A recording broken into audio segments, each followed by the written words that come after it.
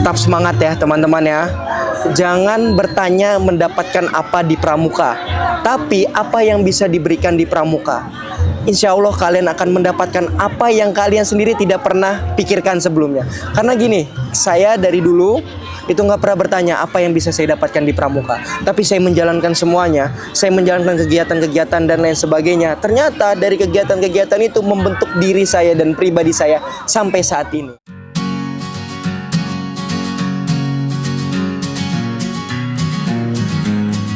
Assalamualaikum warahmatullahi wabarakatuh. Salam Pramuka. Perkenalkan, nama saya Cynthia dari Dewan Kerja Daerah DKI Jakarta. Kembali lagi di podcast Pramuka Jakarta. Bangga jadi Pramuka Jakarta. Baik, kali ini saya tidak sendirian nih di podcast kali ini, yaitu kita ditemani oleh narasumber kita yang sangat luar biasa dari Dewan Kerja Nasional. Silakan Kak, diperkenalkan diri. Siap, terima kasih Kak Cynthia. Jadi saya Tafta Zani Ramadan dari Dewan Kerja Nasional, menemani juga dari Kak Cynthia untuk kita ngobrol bareng-bareng dan juga chit-chat dikit ya mengenai pramuka-pramuka yang ada di khususnya di nasional gitu. Apalagi di sini kan sekarang udah ada di Jambore Nasional 12 tahun 2026. Seperti itu kakak-kakak.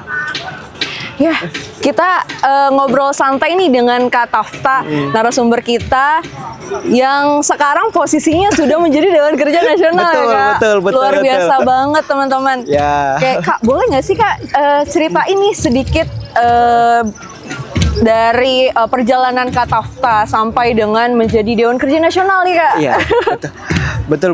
Oke.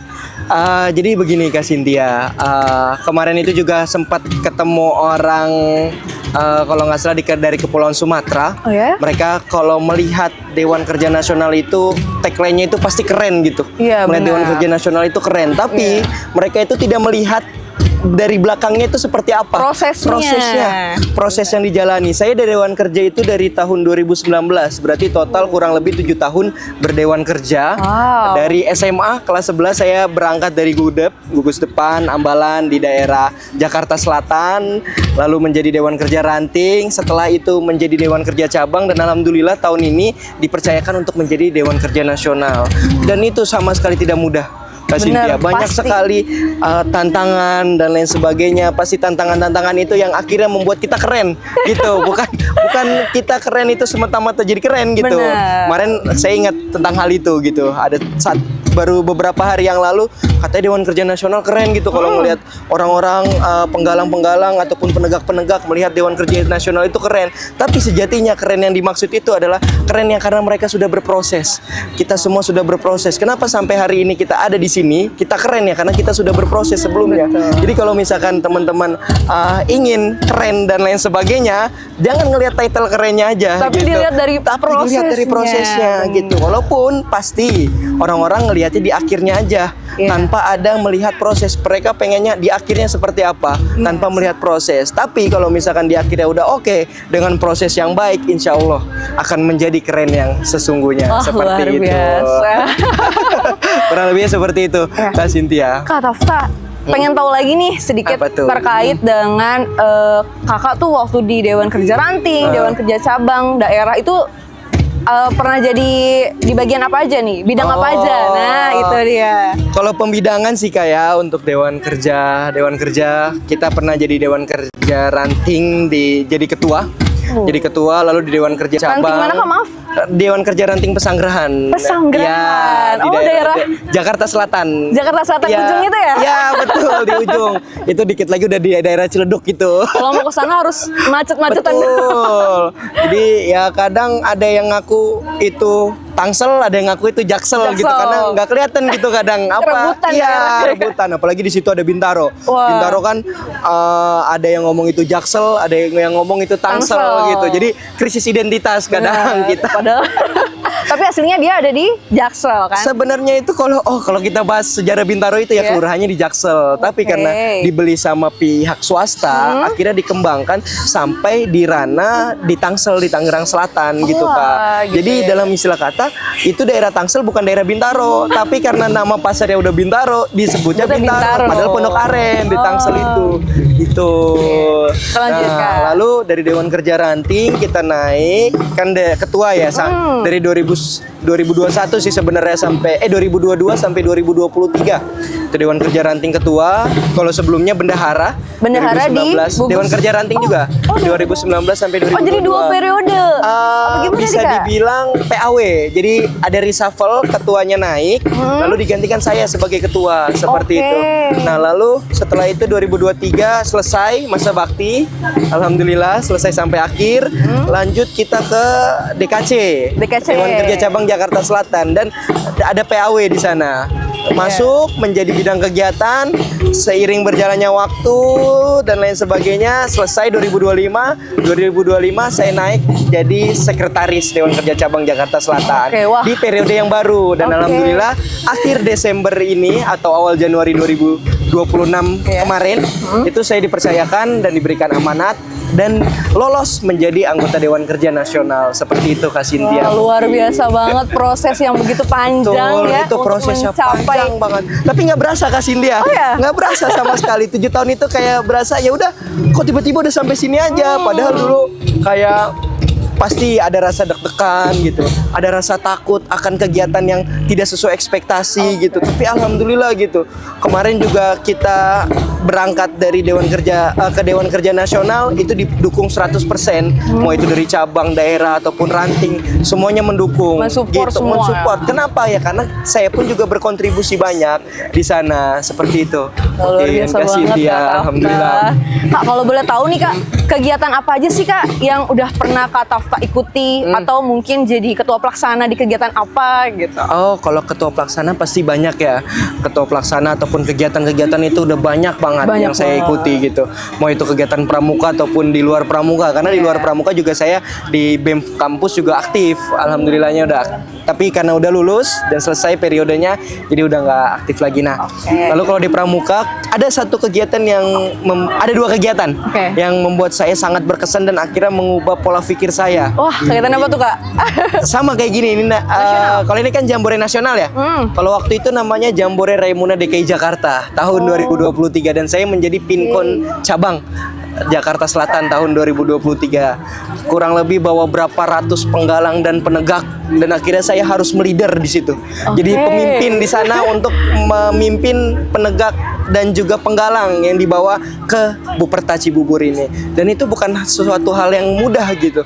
Karena kita harus bisa berinteraksi dan juga berkoordinasi secara lebih lanjut, bottom up ataupun top down-nya harus saling berkesinambungan satu sama lain. Itu adalah sesuatu hal yang memang menjadi apa ya namanya ya, titik balik saya untuk menjadi sesuatu pribadi yang lebih baik lagi gitu. Akhirnya saya belajar banyak di situ dan akhirnya puncaknya di Raimuna Cabang Jakarta Selatan 2025. Itu tuh Kak yang merubah pola pikir Kakak di situ betul, ya. Pola pikir yang mungkin sebelumnya kita kita belum mandiri dan lain sebagainya. Istilah kata di-upgrade gitu. Yang tadinya level 1 menjadi level 3, level 4. Karena di Raimuna Cabang itu waktu itu saya menjadi ketua pelaksana.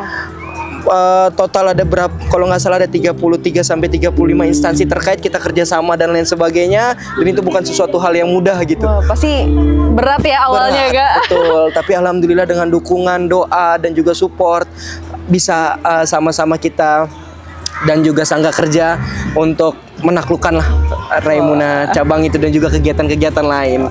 Banyak banget kegiatan-kegiatan yang H-1 membuat kita takut pasti kan. Besok sukses gak, besok ini enggak. Tapi saya malah menjadi kepikiran gitu. Kalau misalkan overthinking itu malah jadi membebani pikiran gitu loh. Membebani pikiran. Jangan sampai overthinking gitu. Jangan sampai overthinking, jangan sampai boleh overthinking, tapi jangan sampai terlalu berlarut-larut.